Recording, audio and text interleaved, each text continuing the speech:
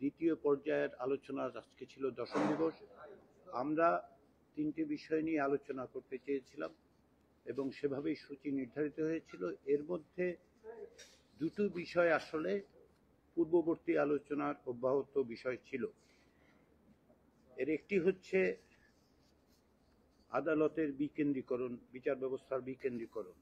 আমরা সর্বশেষ যখন বৈঠকে মিলিত হই তখন বিভাগীয় পর্যায়ে হাইকোর্টের বিকেন্দ্রীকরণের বিষয়ে সিদ্ধান্ত হয় যে এই বিষয়ে আমরা একই সঙ্গে আদালতের সঙ্গে আলোচনা করব, উচ্চ আদালতের সঙ্গে সুপ্রিম কোর্ট এবং এদের সাথে আলোচনা করব, এটাও সিদ্ধান্ত হয়েছিল।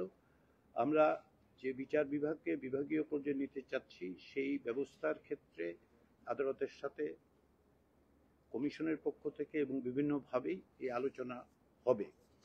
আজকে আমরা তারই দ্বিতীয় পর্যায়ে যেটা হয়েছে সেটা হচ্ছে উপজেলা পর্যায়ে অধস্তন আদালতের বিষয়টি বিবেচনা করা হয়েছে। এটা হচ্ছে নাগরিকের কাছে সুবিচার পৌঁছে দেওয়ার জন্য ঐকমত্য কমিশন এবং পূর্ববর্তী কমিশনগুলো যে প্রস্তাব এবং রাজনৈতিক দলগুলোর যে কমিটমেন্ট, সেটারই আসলে প্রতিফলন ঘটেছে।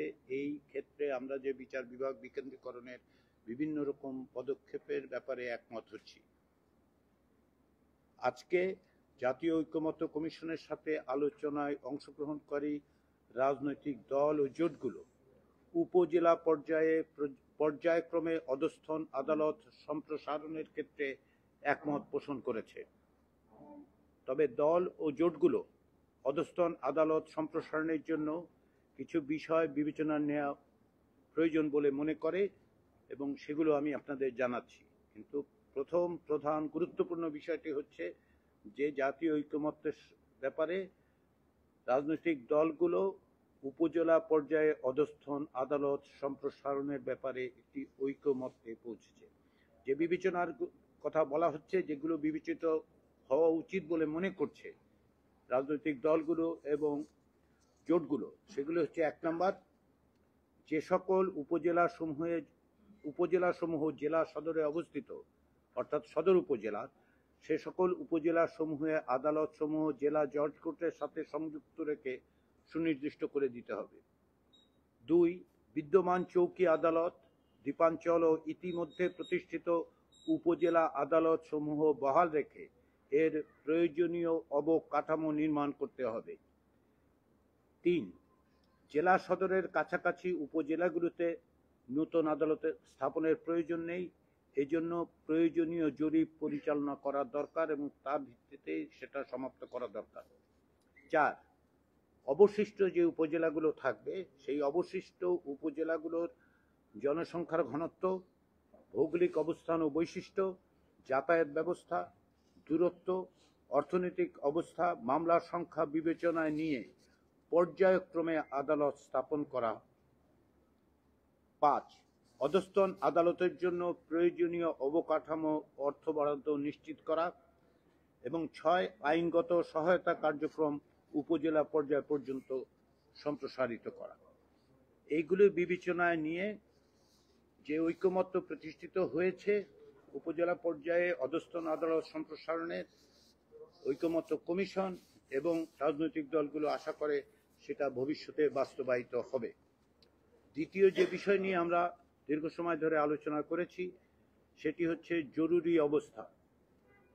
বাংলাদেশের বিদ্যমান সংবিধানের 141 ধারা অনুচ্ছেদে যে জরুরি অবস্থা জারির বিষয় আছে সে বিষয়ে আলোচনা হয়েছে। আজকে অত্যন্ত গুরুত্বপূর্ণ আলোচনা আমি বলবো এই কারণে যে এই বিষয়ে অতীতে খুব বেশি আলোচনার সুযোগ আমাদের এখানে ছিল না। রাজনৈতিক দলগুলো বিভিন্ন অবস্থান থেকে আসলেও কার্যত দুটো বিষয়ে আজকের দিনে একমত হওয়া গেছে। এর একটি হচ্ছে এই যে বিদ্যমান সংবিধানের 141 যে অনুচ্ছেদ আছে তার ক, খ, গ সমস্ত কিছুর ক্ষেত্রেই এইটা সংশোধন, সংযোজন, বিযোজন, পরিবর্তন করার ব্যাপারে ঐকমত্য হয়েছে, একমত হওয়া গেছে। দ্বিতীয় যেটার বিষয়ে একমত হওয়া গেছে সেটা হচ্ছে যাতে করে জরুরি অবস্থা কোনো অবস্থাতেই, কোনো পরিস্থিতিতেই রাজনৈতিকভাবে ব্যবহৃত না হয় সেটা নিশ্চিত করার বিষয়ে ঐকমত্য হয়েছে। তারপরেও আমরা যেটা সিদ্ধান্ত নিয়েছি যে আজকেই আমরা বলছি না যে 141 ধারার অনুচ্ছেদের বিষয়টা এইখানেই নিষ্পত্তি হলো। রাজনৈতিক দলগুলো এটা নিয়ে যেহেতু একটু সুস্পষ্ট প্রস্তাব ছিল জাতীয় ঐকমত্য কমিশনের পক্ষ থেকে, প্রস্তাবটি আজকেই দেয়া হয়েছে। এটা সংশোধিত প্রস্তাব। তার কারণ হচ্ছে যে অতীতে মূল প্রস্তাবে এনসিসির মাধ্যমে ব্যবস্থার কথা বলা হয়েছিল এই বিষয়ে। তদুপরি সংবিধান সংস্কার কমিশন 141-এর খ এবং গ বাতিল করার কথা বলেছিল, যে বিষয়ে রাজনৈতিক দলগুলোর মধ্যে একমত হওয়া যায়নি। সে কারণেই সংশোধিত একটি প্রস্তাব আজকে ঐকমত্য কমিশন রাজনৈতিক দলগুলোকে দিয়েছিল। তারা সেগুলো পড়েছেন, বিবেচনা করেছেন, আলোচনা করেছেন। দুটো বিষয় আমরা একমতের জায়গায় এসেছি। অন্যান্য বিষয়গুলো খানিকটা আলোচনার প্রয়োজন হবে। আমরা আগামী বৃহস্পতিবার দিন এটা নিয়ে আলোচনা শুরু করব। আমি আশা করছি যে ওই দিন এ বিষয়ে সুনির্দিষ্টভাবে, সুস্পষ্টভাবে কতটুকু আমরা একমত হলাম সেটা আমরা বলতে পারব। আজকে যে তৃতীয় বিষয়টি ছিল সেটি হচ্ছে নারী প্রতিনিধিত্বের প্রশ্নটি, সেটা আমরা আলোচনা করতে পারিনি সময়ের অভাবে। কিন্তু আমরা আলোচনা অবশ্যই অব্যাহত থাকবে।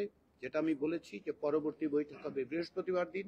সেখানে আমরা প্রথমেই শুরু করব যে বিষয়ে আমরা এখন আলোচনা করছিলাম জরুরি অবস্থা, সেটা খুব দ্রুত আমরা নিষ্পত্তি করতে চাই। যে যতটুকু অগ্রসর হয়েছি সেটা গুরুত্বপূর্ণ, তাৎপর্যপূর্ণ, কিন্তু আরেকটু অগ্রসর হওয়া যায় কিনা সকলের মতামত নিয়ে, সেজন্য আমরা একটু সময় নিচ্ছি। ফলে আমাদের পক্ষ থেকে আমরা মনে করি আজকের আলোচনা অত্যন্ত সফল আলোচনা হয়েছে।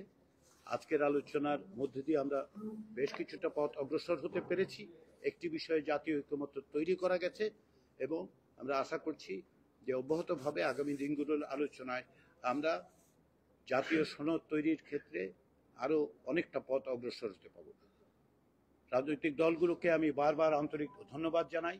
রাজনৈতিক দলের নেতৃবৃন্দ তাদের সাংগঠনিক দায়িত্ব পালনের অতিরিক্ত হিসেবে ক্ষেত্র বিশেষে তাদের সাংগঠনিক দায়িত্ব পাশে রেখে তারা আমাদের সঙ্গে আলোচনায় আসছেন, বসছেন, অন্যদের সাথে কথা বলছেন এবং অংশগ্রহণ করার মধ্যে দিয়ে একটা ঐকমত্য তৈরির জায়গায় যতটা আন্তরিকভাবে অংশগ্রহণ করা সম্ভব তারা করছেন প্রত্যেকটা রাজনৈতিক দলের পক্ষ থেকে। সেজন্য জাতীয় নেতৃবৃন্দকে আমি আন্তরিকভাবে ধন্যবাদ জানাই ঐকমত্য কমিশনের পক্ষ থেকে। আর আপনারা দীর্ঘ সময় ধরে এখানে থাকেন, খবরাদি সকলকে পৌঁছে দেওয়ার, নাগরিকদের প্রত্যেকটা বিষয় জানার অধিকার আছে এবং আপনারা সে কাজে যে সহযোগিতা করছেন সেজন্য আপনাদের সবাইকেও ধন্যবাদ। Immigration to Canada. We provide the best quality service and solution for Canada immigration. Please visit our website and contact for details.